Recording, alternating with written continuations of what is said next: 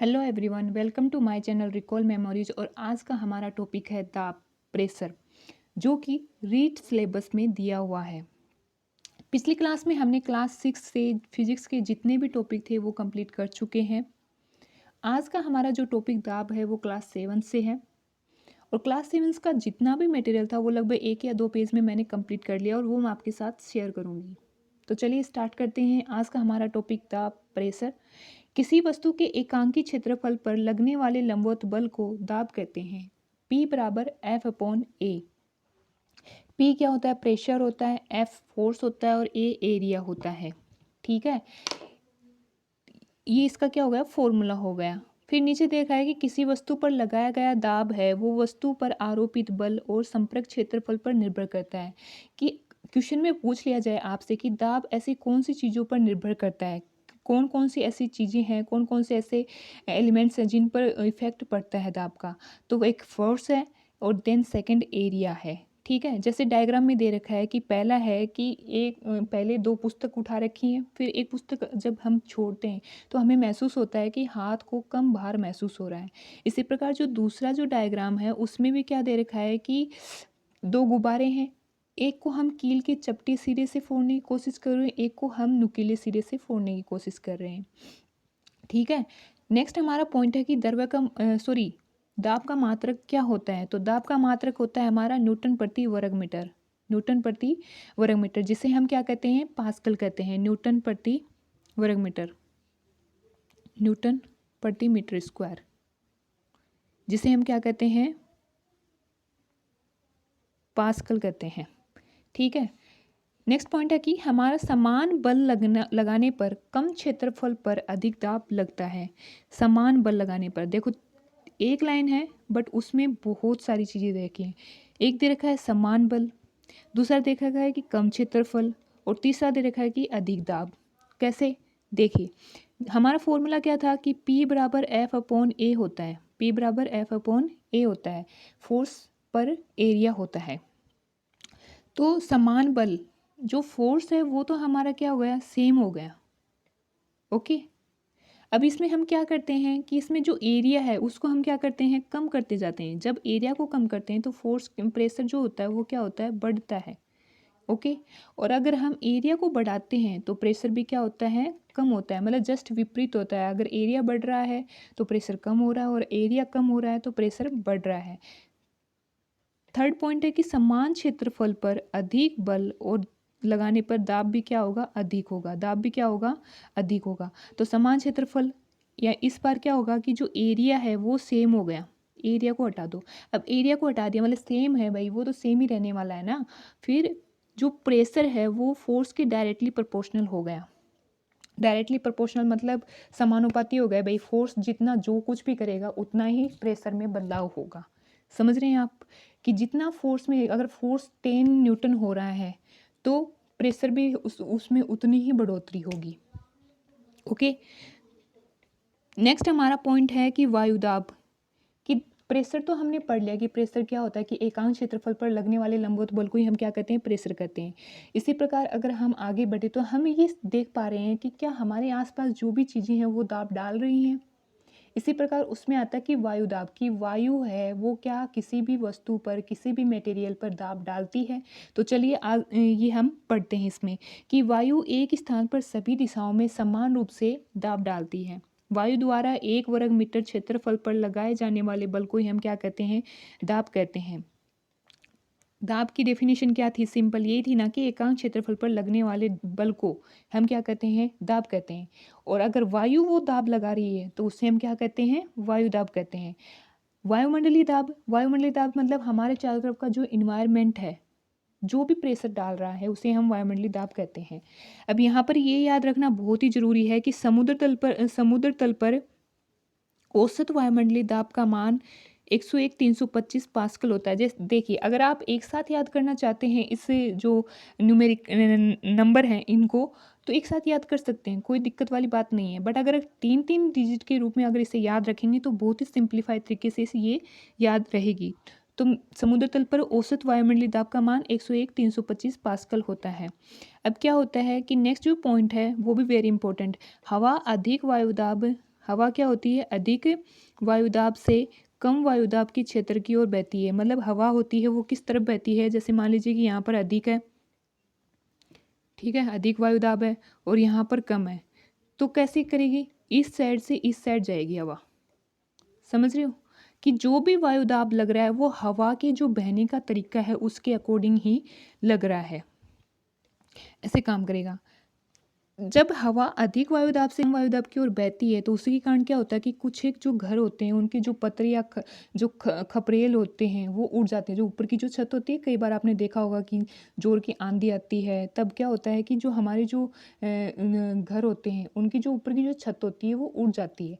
क्यों उड़ जाती है, उसके बिहाइंड रीजन होता है हमारा वायुदाब। बिकॉज जब जो हवा होती है वो अधिक से कम की ओर गति करती है।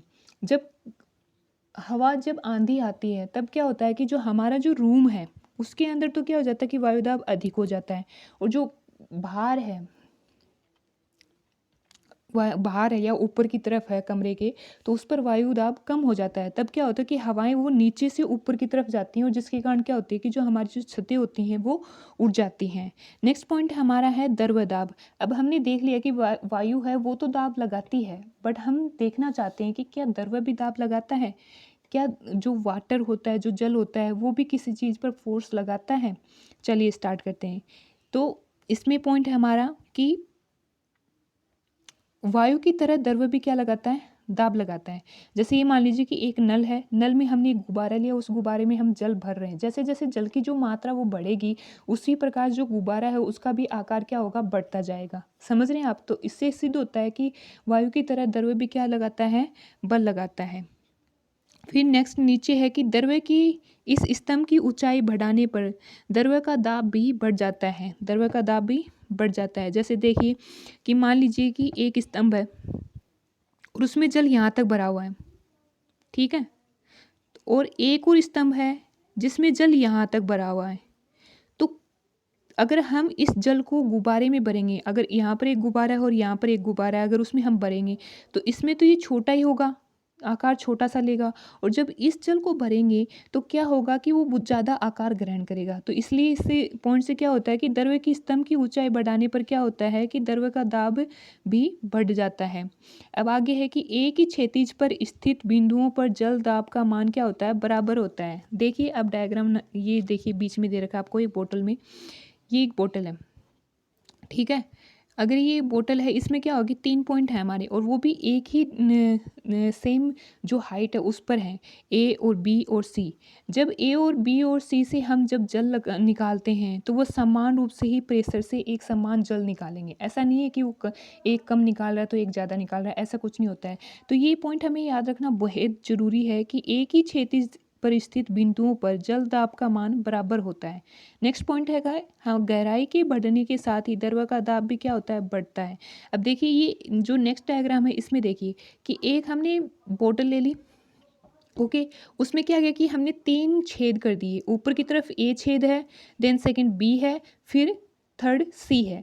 उसमें क्या कि जब हम जल उसमें डालते हैं और फिर उन छेद को हम खोलते हैं तो क्या होता है कि ए के ऊपर तो कम ही जल है ना, वो कम प्रेशर से जाएगा, फिर बी उससे थोड़ा ज़्यादा, और सी सबसे ज़्यादा प्रेशर से बाहर आएगा। तो क्या हुआ कि इससे हमें याद रखना है कि जैसे जैसे किसी भी चीज़ की गहराई बढ़ेगी तो वहाँ पर दाब क्या होगा, अधिक होगा। नेक्स्ट हमारा है उत्प्लावन बल, कि उत्प्लावन बल किसे कहते हैं, उत्प्लावन बल किसे कहते हैं। तरल में डूबी हुई वस्तुओं पर ऊपर की ओर एक बल कार्य करता है, उत्प्लावन बल कहते हैं। तरल पदार्थों का ये गुण क्या कहलाता है, उत्प्लावकता कहलाता है।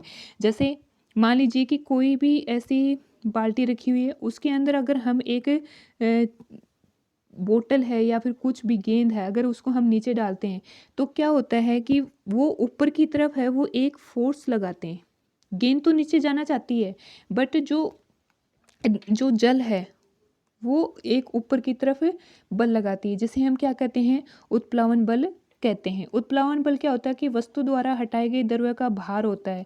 उत्प्लावन का बल का जो मान है वो कैसे काउंट करेंगे कि कोई भी जो हमने उसमें एलिमेंट डाला है जल में, और जब वो डालते हैं तो वो जल झलक के बाहर आता है, या फिर कुछ भी यहाँ पर हम डाल देते हैं तो जो जल बाहर आता है वही उत्प्लावन बल का मान होता है। अब कुछ एक ऐसे एग्जाम्पल दिए गए हैं जिसमें प्रेशर बहुत ही उपयोगी होता है, जिससे हम क्या करते हैं कि दैनिक जीवन की जितनी भी जो चीज़ें हैं उन्हें आसान कर पाते हैं। तो फर्स्ट पॉइंट है कि कंधे पर लटकाने वाले स्कूल बैग की पट्टियाँ चौड़ी बनाई जाती हैं ताकि कंधों पर कम दाब लगे। चौड़ी क्यों बनाई जाती हैं? देखिए अभी कि फॉर्मूला क्या था कि P बराबर क्या था, F/A था। अगर हम कंधों पर जो पट्टियां हैं अगर उनको हम चौड़ी बनाएंगे तो क्षेत्रफल क्या होगा? क्षेत्रफल क्या होगा? ज़्यादा। अगर क्षेत्रफल ज़्यादा होगा तो प्रेशर क्या होगा? कम होगा। समझ रहे हैं आप? सेकंड हमारा है कि रेत में ऊँट आसानी से चल पाता है। रेत में ऊँट होता है वो आसानी से चल पाता है, जबकि व्यक्ति को रेत में चलने में कठिनाई होती है क्योंकि ऊँट के पैरों का क्षेत्रफल अधिक होने के कारण दाब कम लगता है और उसके पैर रेत में नहीं धंसते हैं। वही है P बराबर F/A होने पर अगर क्षेत्रफल अधिक है कम होगा और क्षेत्रफल कम है तो प्रेशर अधिक होगा। समझ रहे हैं? थर्ड पॉइंट है कि गहराई में द्रव का दाब अधिक होता है। बोतल वाला एग्जाम्पल हमने अभी देखा है। इस अधिक दाब को सहन करने के लिए बांध की दीवार ऊपर की अपेक्षा नीचे से अधिक चौड़ी बनाई जाती है। कई बार आपने देखा होगा कि बांध रियल में देखा है कि नहीं देखा, पर डायग्राम में जरूर देखा होगा, फिल्मों में देखा होगा। तो इसमें बांध क्यों बनाए जाते हैं कि ताकि दूसरी साइड हम जो जल है वो इकट्ठा कर पाएँ। उसके लिए क्या होता है कि जो नीचे की जो दीवार है वो चौड़ी बनाई जाती है, उसका क्षेत्रफल अधिक रखा जाता है ताकि प्रेशर कम हो सके। और ऊपर की जो दीवार होती है वो धीरे-धीरे क्या होती है, कम होती जाती है, जैसे ऐसे होती जाती है। इस तरफ ऐसे जल है, ठीक है? इस तरफ ऐसे जल है तो इसमें क्या होता है कि चौड़ी बनाई जाती है नीचे से चौड़ी बनाई जाती है कि अगर प्रेशर जो एरिया है अगर वो अधिक कर देंगे तो प्रेशर क्या होगा? कम लगेगा। समझ रहे हैं? नेक्स्ट पॉइंट है हमारा कि ज्यों-ज्यों हम ऊंचाई पर जाते हैं वायुदाब कम हो जाता है। इसी कारण ऊंचाई पर हमें सांस लेने में क्या होती है? कठिनाई होती है। जल वितरण के लिए जल की टंकी अधिक ऊंचाई पर बनाई जाती है ताकि अधिक दाब के कारण जल का वितरण ऊंचाई पर स्थित स्थानों पर भी हो सके। ओके। नेक्स्ट पॉइंट है कि वायुमंडल की वायु मनुष्य के शरीर पर इतना अधिक दाब लगाती है कि शरीर का लगभग 15,000 किलोग्राम भार बल लगता है। कि मतलब जो वायुमंडलीय जो दाब है वो शरीर पर कितना लगाती है? लगभग 15,000 लगाती है। ठीक है? इतना मतलब 15,000 बहुत ज़्यादा होता है, इतना ज़्यादा लगाती है। तो अब इसमें क्या होता है कि ऐसा होने पर हमारा शरीर नहीं पिचकता है। क्यों नहीं पिचकता है? क्योंकि हमारे जो शरीर का जो अंदर का दाब है वो वायु द्वारा जो दाब लग रहा है उन दोनों को संतुलित कर लेता है, जिसके कारण हमारा शरीर है वो पिचक नहीं पाता है। इस प्रकार जो हमारा जो दाब का टॉपिक था वो हमारा कंप्लीट होता है अकॉर्डिंग टू क्लास 7। और मुझे नहीं लगता है कि इससे बाहर कुछ भी आएगा। क्लास 7 में जितना भी मटेरियल दे रखा था वो इस वीडियो में कंप्लीट आ चुका है। अगर आगे की क्लास में जैसे 8 है, 9th है और 10th है कुछ भी अगर दाब से रिलेटेड कुछ भी नया आता है तो मैं आपके साथ ज़रूर शेयर करूँगी। तब तक पढ़ते रहिए और अपने सपनों को पंख देते रहिए। अभी के लिए इतना ही। कल मिलते हैं एक और नए वीडियो के साथ, एक और नए टॉपिक के साथ। जय हिंद।